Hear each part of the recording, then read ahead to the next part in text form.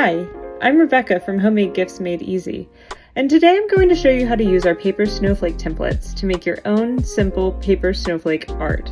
First, print out your paper snowflake template and cut off the instructions and any extra white space.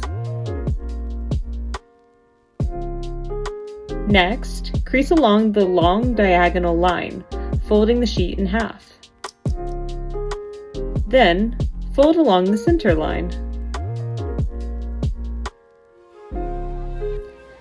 Now, fold along the gray triangle, doing first one side and then the other.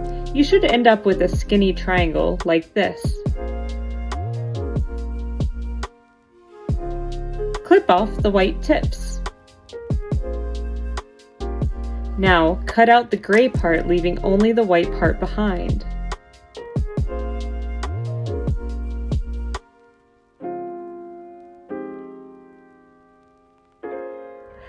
Unfold and behold your beautiful snowflake art. Now that you know how to fold a paper snowflake, you can create your own designs as well. We'd love to see what you make.